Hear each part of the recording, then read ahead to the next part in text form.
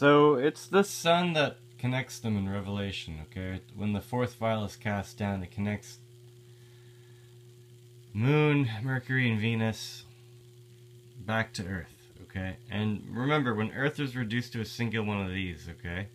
And that meant that when the Moon went away in this direction, okay, it left a two-dimensional X, okay? And then when Venus went away, it got rid of the other dimension, both halves, okay? A full one and then two halves. What we're left with was one more, the chalice of Christ, you know, like the two halves connected by just one axis. And then we said that, well, I said that Venus cast away and then both were, you know, whatever. But I should have only cast away half of it because the other half has to remain. You have to have what you start with where you end up. That's how creation works. You can't create anything else unless you have the base configuration. Now this is the base configuration, okay? Right here. Like this guy right here. This is base configuration. So this would have been the sun, okay? Because that was left over is the sun. All of this. And this is the sun. It's like the flower made in Genesis 1. Well, all I'm saying is that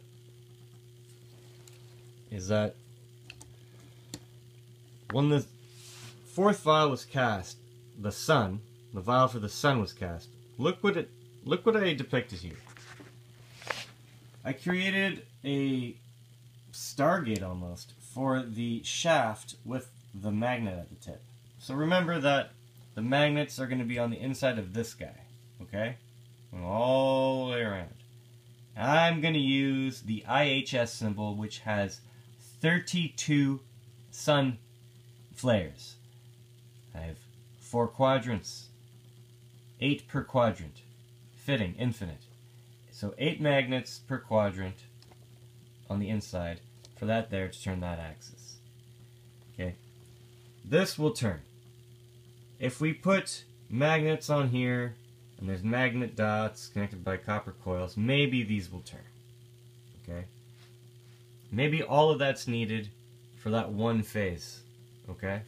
Maybe your second and third phase are the remaining vials, because look what I see here. Okay, remember here. Your magnet is not going to be in the middle. Your magnet's going to want to be a little to the, like a little here, a little behind center, okay, of heaven, a little behind center of heaven, in this direction.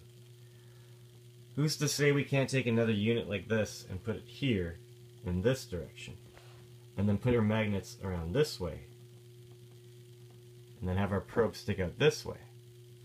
And who's to say we can't do the same thing in this direction, and have another one of these cells on top, turning all that jazz. Turning one to turn the other 4. Turning one to turn the other 4.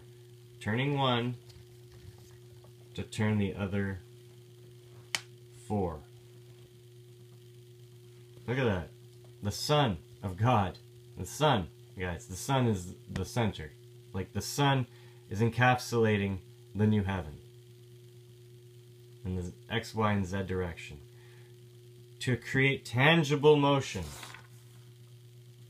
This way, and this way. And one simple apparatus with the sensors for the motion, for the spinning, you know, the brushes or whatever. It's just a bunch of sensors. I believe it's just magnets. Strategically placed magnets and wires, guys. Maybe some circuitry bits, I don't know. Put it all together, guys. That's Revelation. You know what I'm saying? Using the concepts here to create a new cell.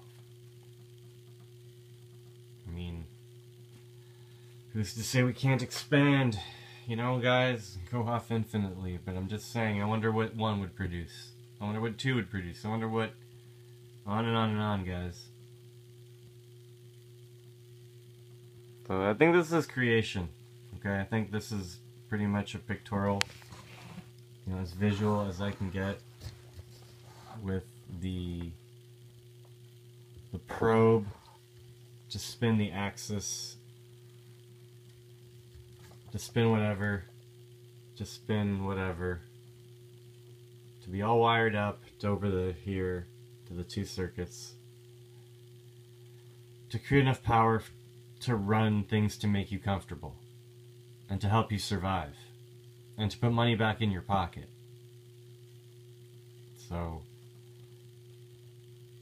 I wonder if I can get away with just using constructs and putting wiring and magnets and stuff in coils instead of, you know, these things, guys.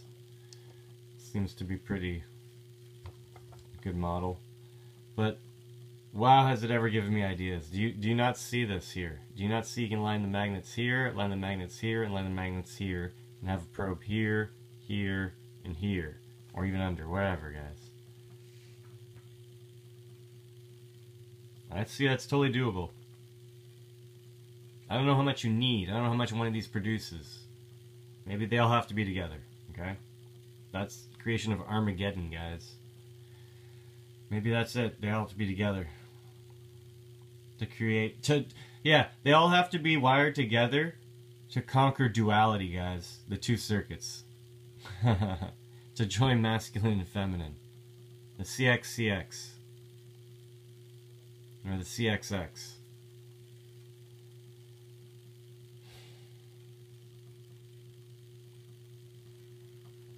I don't know, interesting. Maybe every time you pop up one of these, you gotta pop off one of these on the other side to create a second one. You know what I'm saying? So this is a 120 and a 220, and then you'll create a 120 and a 220, and a 120 and a 220. Maybe you'll create 3. Enough for 3 homes with one of these. If you take it that far. Maybe you only have to turn 1 axis, guys. Scalable. I don't know what size this has to be. But if you can turn an axis,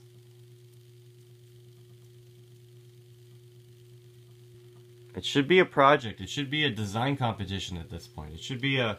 I remember when I was in 4th year university, we did the senior design competition where we had to solve problems, time and budget and stuff with materials provided to us. Like, you gotta get a little creative here, I guess, you know, in fabricating this, but you know, I just see it working. I don't know. It goes with the scripture, and that's interesting, to say the least, guys. 3 probes, 3 axles turning independently, 3 dimensions, harnessed together. I don't know, it doesn't get easier, guys. It seems to only get harder, but it seems to make more sense. Okay, I'll stop wasting your time, but in that wild, eh? Cheers.